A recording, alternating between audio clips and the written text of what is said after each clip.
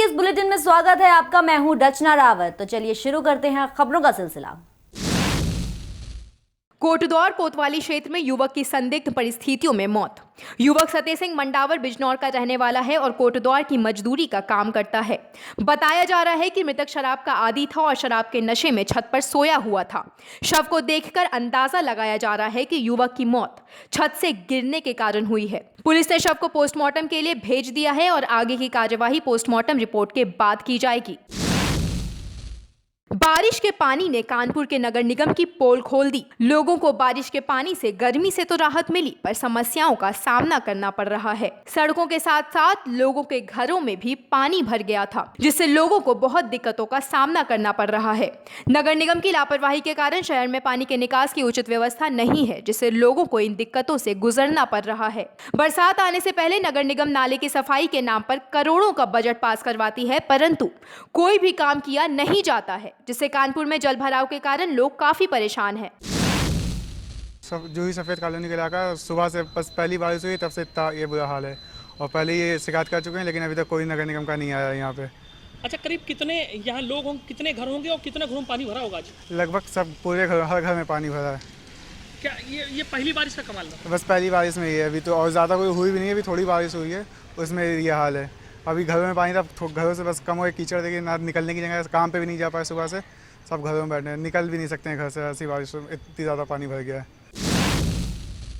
विद्युत विभाग की लापरवाही के कारण पथरा थाना क्षेत्र के ग्राम बनगवा में करंट लगने की वजह से 65 वर्षीय बाबूराम नाम के एक बुजुर्ग की मौत हो गई और 2 अन्य लोग बुरी तरह से झुलस गए। हादसे से पूरा गांव गुस्से में है। मृतक के घर के सामने लगे पोल के सपोर्टर में बारिश की वजह से करंट उतर आया। मृतक शौच के लिए निकले और पोल के सपोर्टर को पकड़कर खड़े हो गए। अचानक उनकी हालत करंट से बिगड़ने लगी। यह देखकर उनकी बेटी और उनका बेटा अपने पिता को बचाने के लिए उनकी तरफ दौड़े और वह दोनों भी घायल हो गए। जब तक गांव के लोग मदद के लिए वहां आते, बाबूराम की मौत हो चुकी थी। ग्रामीणों ने विद्युत विभाग को हादसे का दोषी बताया है, लेकिन विद्युत विभाग को इसकी जानकारी तक नहीं है। इससे ग्रामीण काफी नाराज हैं।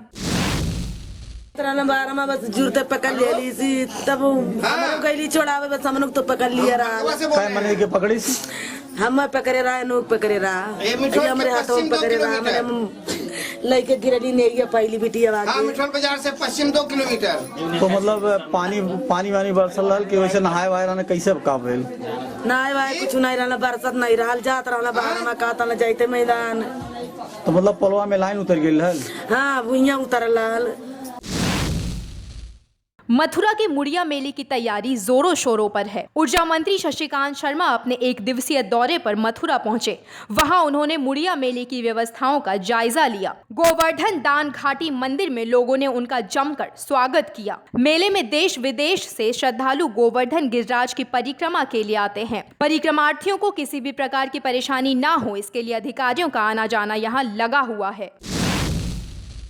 जनपद मैनपुरी के बेवर थाना क्षेत्र में एक और सड़क हादसे का मामला सामने आया है। वाहनों की तेज रफ्तार थमने का नाम ही नहीं ले रही है। पहला मामला बेवर थाना क्षेत्र के जीटी रोड पर हुआ, जहां छिबरा मऊ थाने में तैनात सिपाही बेनी यादव अपने बाइक से सरकारी काम के लिए मैनपुरी आ रहा था, तभी अज्ञात वाहन ने उसे टक्कर मार दी। वहीं दूसरा मामला इटावा के भरथाना थाना क्षेत्र का है, जहां इटावा की तरफ से आ रहे कार में सवार 5 लोगों को रोडवेज ने टक्कर मार दी। हादसे में 2 युवकों की मौत हो गई, वहीं 3 अन्य घायल हो गए। घायलों को इलाज के लिए सैफई मेडिकल कॉलेज में भर्ती कराया है, जहां उनकी हालत गंभीर बनी हुई है। पुलिस ने मौके पर पहुंचकर मृतकों के शवों का पंचनामा भरकर उनको पोस्टमार्टम के लिए भेज दिया है। ये कन्नौज के छिबरा मऊ में तैनात थे और ये किसी सरकारी काम से आ रहे थे। रास्ते में इनका एक्सीडेंट हो गया, किसी अज्ञात वाहन ने इनको टक्कर मार दी। जी, मौके पे मौत हो गई थी? हाँ, मौके पे ही मौत हो गई। कहाँ आ रहे थे ये गांव जोपरा पोस्ट परमारी थाना सिकंदरा के रहने वाले हैं। आगरा।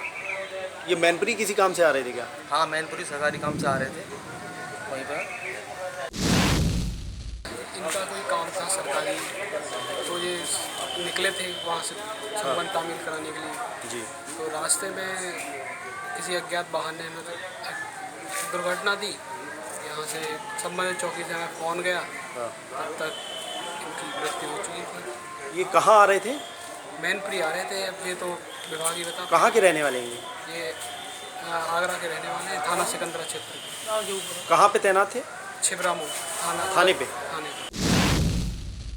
ये बर्तना से नबीगंज साइड में बारात करने गए थे, उधर से आ रहे थे और इधर से रोडवेज जा रही थी। ये कौन सी गाड़ी में थे? ये I-10 गाड़ी है जी।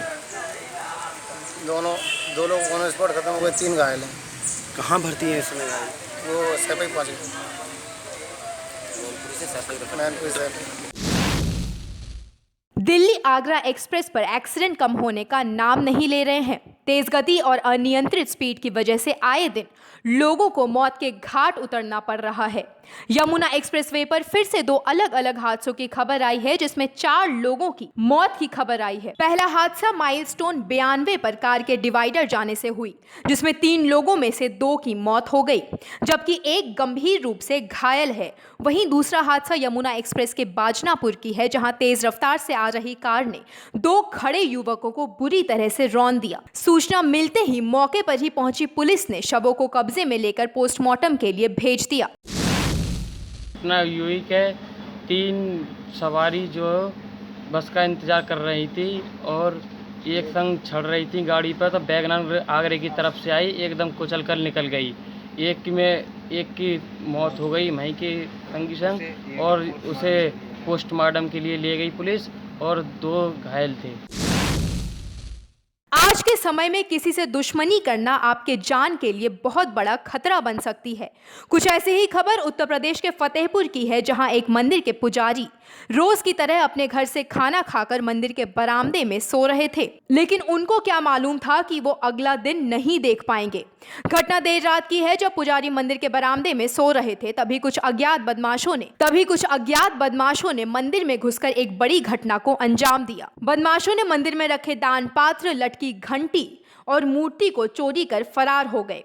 बड़ी घटना को अंजाम देने के दौरान बदमाशों ने पुजारी को गोली मारकर हत्या भी कर दी, और जब सुबह लोग खेत में काम करने के लिए जा रहे थे, तभी लोगों ने बरामदे में खून से लथपथ उनकी लाश को देखा, जिसके बाद लोगों ने पुलिस को सूचना दी। पुलिस ने मौके पर पहुंचकर सबूतों को इकट्ठा कर शव को पोस्टमार्टम के लिए भेज दिया है।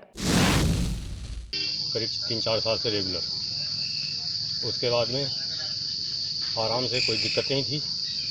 सवेरे हम लोगों को सूचना मिली, तब मैं आकर के देखा तो इनकी घटना पाई गई। क्या हो गया था? मॉडल हुआ इनका। किसी कोई दुश्मनी थी? नहीं, कोई दुश्मनी नहीं थी किसी से, चौहद्दी में किसी से कोई मतलब नहीं था।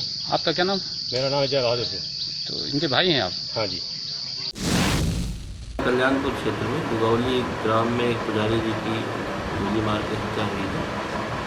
पुजारी जी की उम्र काफ़ी ज़्यादा थी। प्रकरण की जांच हो रही है कि सच्चाई क्या है, और उस आधार पर जो कार्रवाई बनेगी करी जाएगी। फिलहाल अभी मुकदमा पंजीकृत कर लिया गया। कुमार वाजपेयी दुगौली के रहने वाले, यहाँ एक कुंवर बहादुर सिंह पुजारी थे, कई साल से पूजा कर रहे थे। सुबह है मालूम चला कि इसकी गोली मार के हत्या कर गए की वजह से। क्या ले गए? घंटा, मंदिर के घंटा, दान पात्र सा जो सामान था, वो दान पात्र में जो पैसे थे इनके पास जो रहे हैं।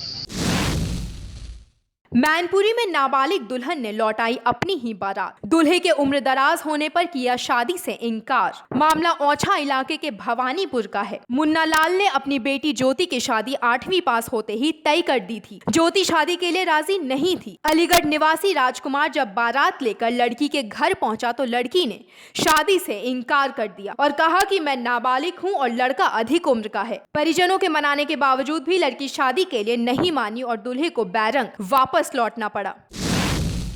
से आई थी बारात, मैंने इसलिए मना कर दिया, लड़के की एज ज़्यादा थी और मैं नाबालिग हूँ। आपने पहले भी आप मना करती रही थी कि आपकी नाबालिग तो शादी नहीं होनी चाहिए। फिर भी कर देना चाहिए भैया। इस बुलेटिन में फिलहाल इतना ही। आप बने रहिए इंडिया क्राइम के साथ।